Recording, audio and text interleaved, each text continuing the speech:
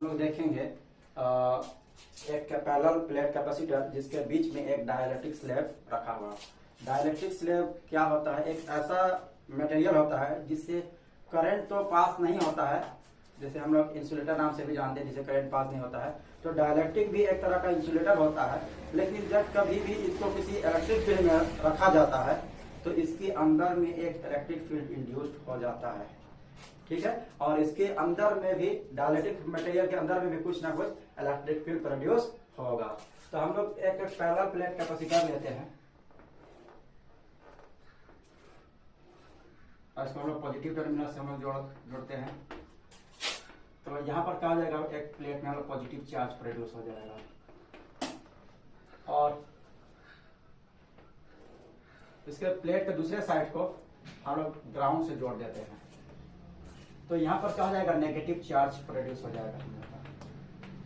ठीक है। तो इलेक्ट्रिक फील्ड क्या होगा? इलेक्ट्रिक फील्ड जो प्रोड्यूस होगा हम लोग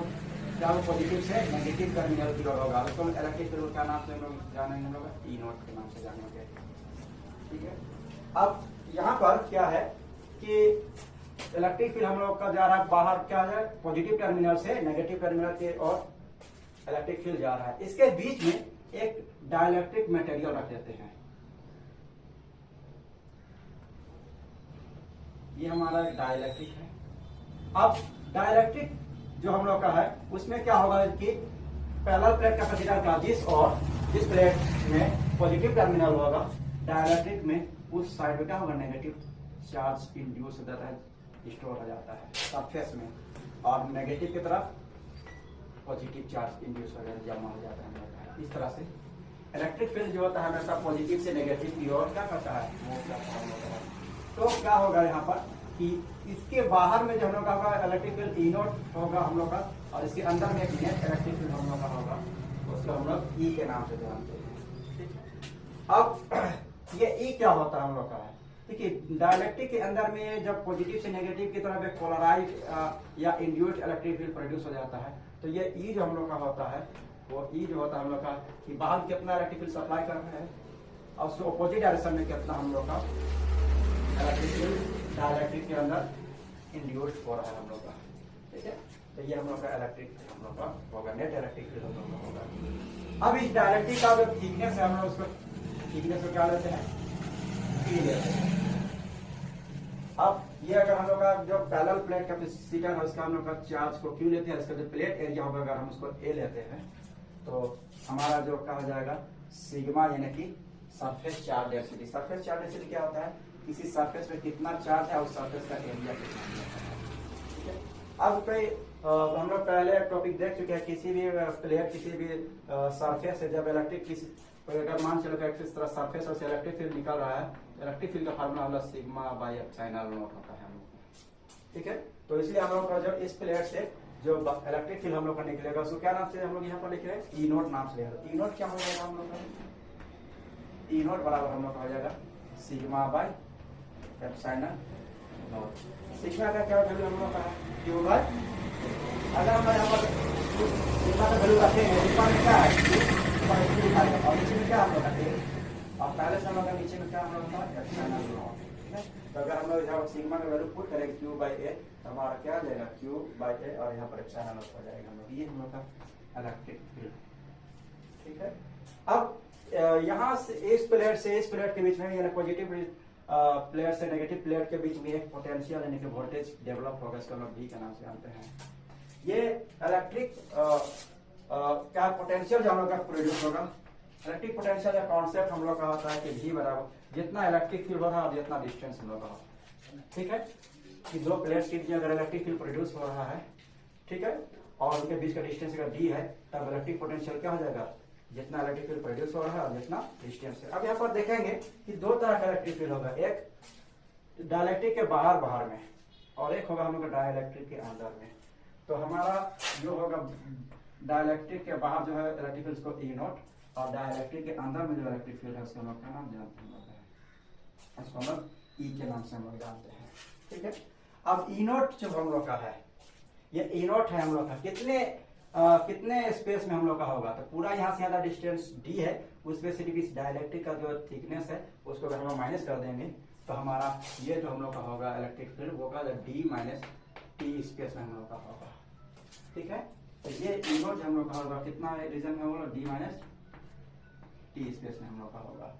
और ये अंदर में जो इलेक्ट्रिक फील्ड है वो अंदर में इलेक्ट्रिक जो होगा हम लोग का कितना होगा जी, जितना इसका डायइलेक्ट्रिक का थिकनेस हम लोग का होगा टी,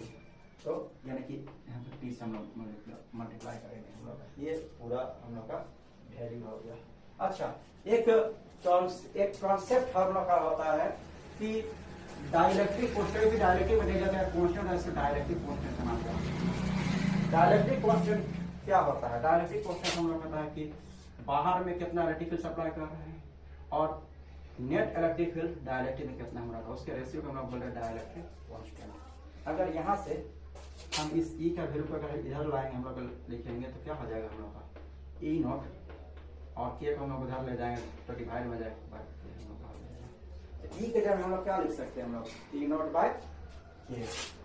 तो इसलिए हम लोग इलेक्ट्रिक पोटेंशियल वैल्यू क्या हो जाएगा हम लोग का E not D minus T plus E के जगह हम लिख सकते हैं, क्या लिख सकते हैं हम लोग का है जी ई नॉट बाय टी, यहाँ पर क्या हम लोग अब इन दोनों अब क्या करेंगे हम लोग कि यहाँ से कॉमन निकालेंगे, क्या कॉमन हम लोग का निकलेगा ई नॉट, और ई नॉट को अगर हम लोग बाहर निकाल दे तो हमारा जो बचेगा ई नॉट, अंदर में यहाँ पर हम लोग बचेगा डी माइनस टी प्लस यहाँ पर क्या बचेगा हम लोग का टी बाय। अब ई नॉट का क्या वैल्यू हम लोग का है, ई नॉट का वैल्यू हम लोग निकाले थे ऊपर में, जो ई नॉट का वैल्यू हम लोग का है क्या है हम लोग का Q by epsilon not a, तो हम लोग यहाँ पर ई नॉट का जो वैल्यू रखेंगे हम लोग का Q by epsilon not a, और ऊपर में क्या हम लोग का साथ में ऊपर में हम लोग का D minus T plus T by A. ठीक है, अब हम लोग पहला प्लेट कैपेसिटर का जो कैपेसिटेंस निकाला जा रहा है, कैपेसिटेंस का क्या फार्मूला हम लोग का क्यू बाय क्या होता है हम लोग का जी हम लोग का होगा। ठीक है, तो हम लोग क्या करेंगे, हम लोग यहाँ पर ये जो हम लोग का यहाँ पर जो हम लोग का क्यू जो हम लोग का उधर है उससे जरा हम लोग डिवाइड में हम लोग का हो जाएगा, तो क्या बचेगा हम लोग डी बाय क्यू, अगर क्यू उधर इंटू में है तो अगर बराबर के इस साइड लेफ्ट साइड में हम लाएंगे तो क्या डिवाइड हो जाएगा डी बाय, ऊपर में क्या बचेगा हम लोग, ऊपर में सिर्फ ये ब्रैकेट बच जाएगा हम लोग का, ब्रैकेट में क्या हम लोग का है D minus T plus T by A, और